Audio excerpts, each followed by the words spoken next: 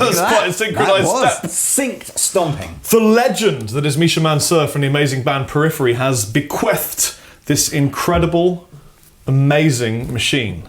And we have the privilege of trying it today. We do. So, Misha has, obviously for a number of years now, kind of pioneered that whole Djent genre. And I remember Rob and I looking at a pedal that he'd had done as a sort of a signature pedal a few years ago called the Dead Horse Deluxe. And I remember at the time thinking, this is a fairly unconventional pedal, isn't it? Because it was designed to layer over an existingly kind of high gain sound just to sort of tighten in a way. And I don't think Rob and I really did that demo much justice, really, because I think we tried to use it more like a traditional distortion pedal. Yes. So let's. We didn't get it. Yeah, we're gonna. This is Misha's step forward, if you like, with that. So it's kind of got a little bit of that sort of Dead Horse Deluxe vibe about it, but it's also got a built-in gate, and it's got quite a bit more control over the way that the pedal kind of attacks and tightens up the sound. But also as an artist, there's about 1,000 tours he's done between this and the previous product. Yes. So he's a lot more experienced with sound and tone and what he wants to get live and what he wants to get in the studio. So this is the result of a lot of hard work, blood, sweat and tears from the Mansour.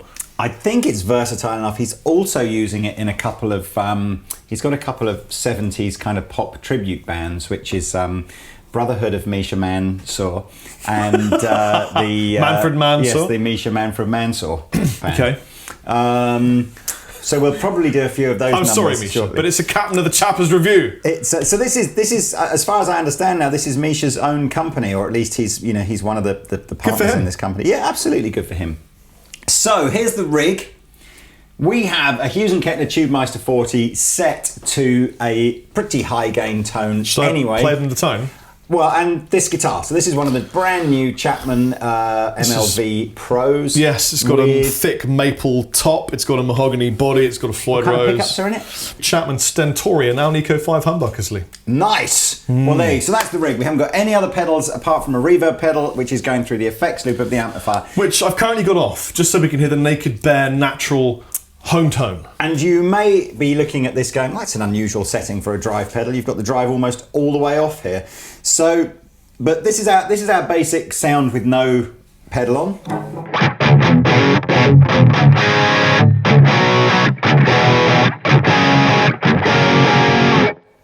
And if I put the pedal on, you'll see it tightens up.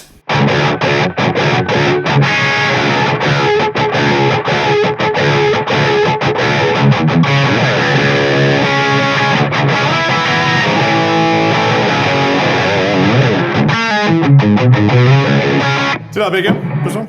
Back it on, back it on. You can really hear it clean up those individual notes. Yeah.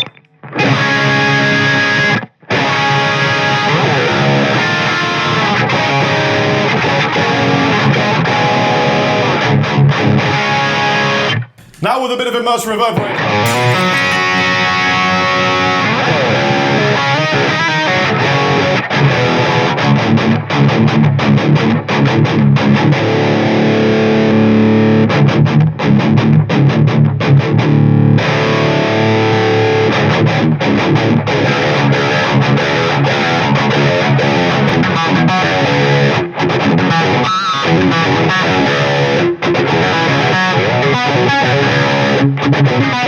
I mean, that's a really great demo of, whilst this is a fairly subtle kind of effect, it makes a tremendous difference to the tightness and the note clarity when you're playing with that amount of gain.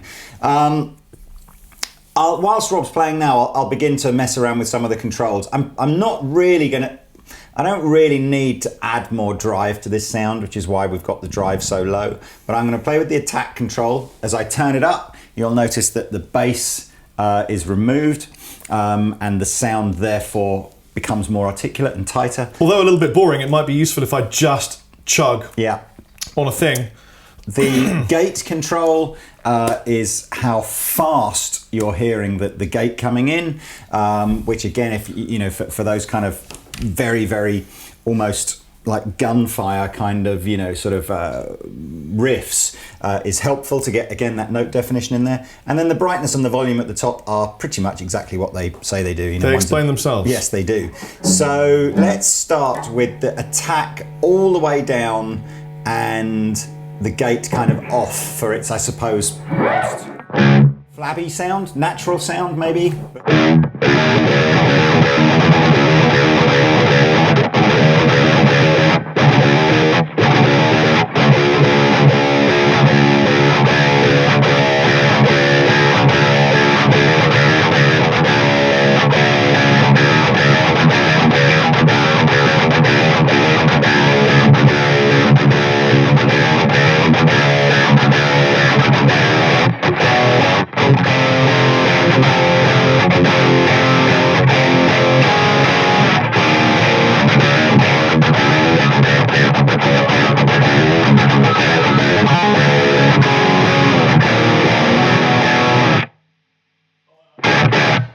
You can see that obviously the gate, the light underneath the control comes on to show you when the gate's on. So if I turn it all the way down, you'll see it. You'll hear it still ring a little bit. Slightly.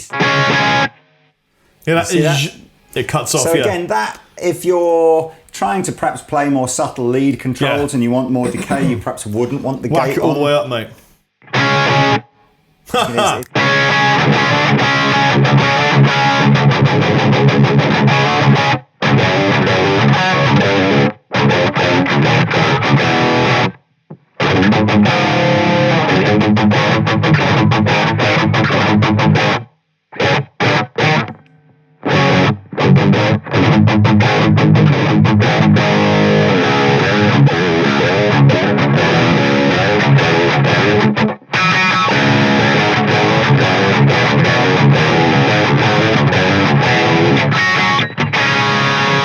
So you can kind of see with this, I'm going to leave this on because the gate stops the noise.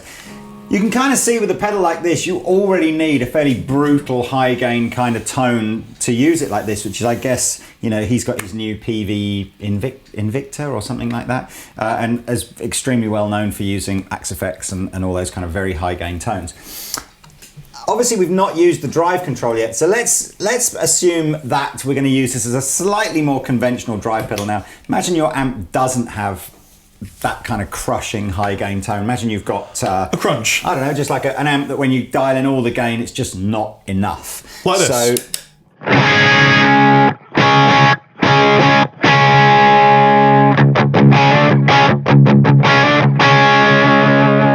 and there'll be loads of you out there, particularly with some of the more budget amplifiers, Orange Crush, that kind of thing, kind of, where it's just not quite enough. So here's where we're going to start to dial in the drive control, so we're getting some of the actual overdrive tone from the pedal coming through the amplifier. So whilst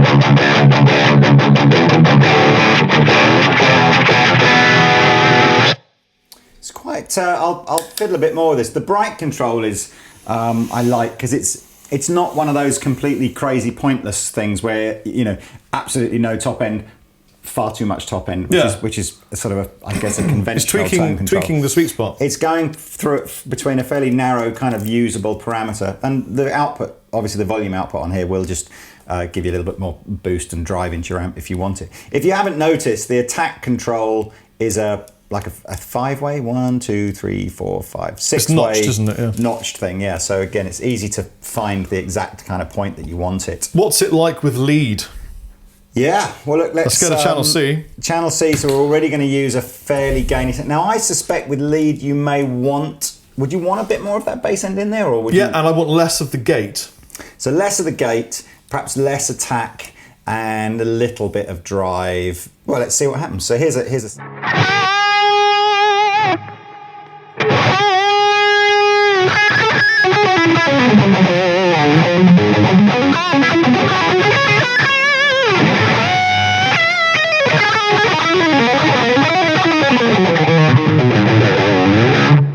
Actually, it really tightens up. Do you want more reverb there, Rob? Or No, that's fine. No, it really tightens up some of the runs. I like that. It's giving you like, it's giving me life.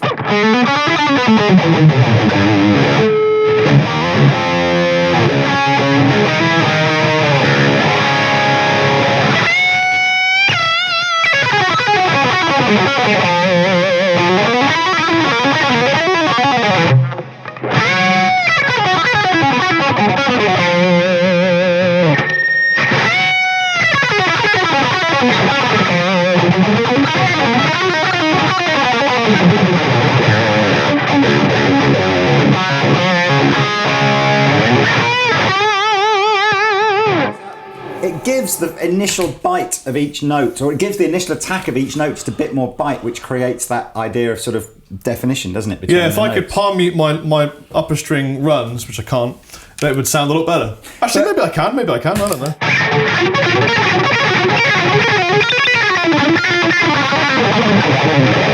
Kind of. So, you know, it is a pedal designed to do a specific job. It's a fine tuner. Yeah, it's a great shout. It's perhaps not like a Swiss Army knife drive pedal that'll do a little bit of everything. That perhaps there are other pedals on the market that'll perhaps be a bit more. Yeah, like it's not stick this in front of a blues amp and get a rock tone.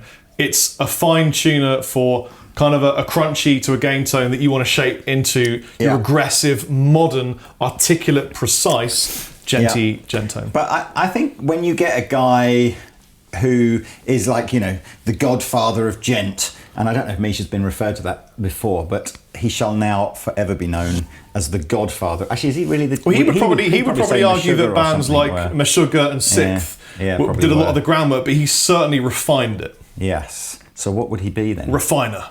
The refiner. He's the arbiter of tone. So I guess, it's quite cool when a guy like that takes a vested interest in a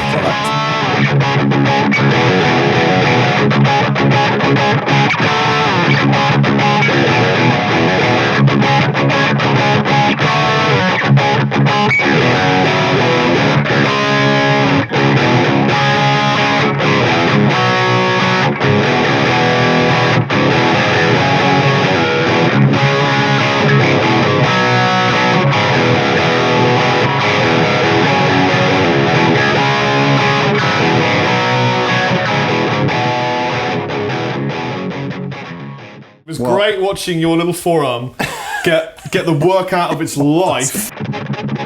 Do you know what? Here's a tip.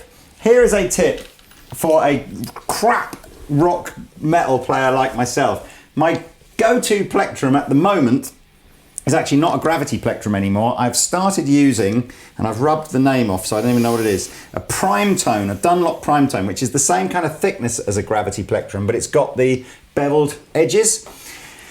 And when I was interviewing Paul Gilbert recently, he was playing so fast, and I was thinking, I can't even do that. And his plectrums are like a piece of paper. Yeah, they are. Here they are. Then does it say on it what it is? Yeah, it's a 0.5. It's like less than that even. No, it's a 0.5. Is it 0.5? Yeah. So, and I actually find that style of very, very fast picking much, much easier. Let's with a real flimsy challenge plectrum. Chappers.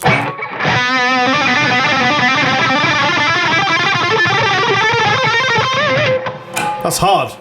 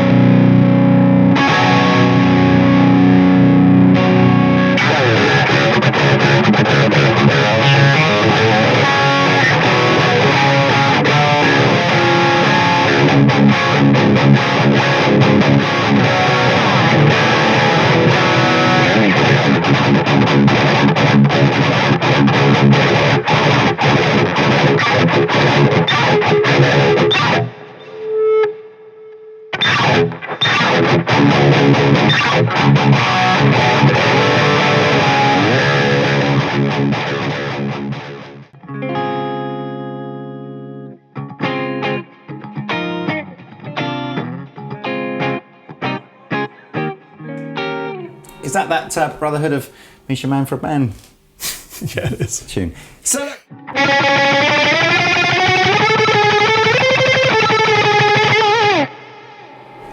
So you've been listening to this whole demo with Rob's guitar tune to Drop C Sharp. It's some sort of computer language as far as I'm concerned. Cobol. Anyway. Cobol. So there we go. I've been the captain. I've been Chappers. Have a plectrum. Take it easy. We love you, Misha. I actually hit the microphone on the camera. We love you, Misha. Bye.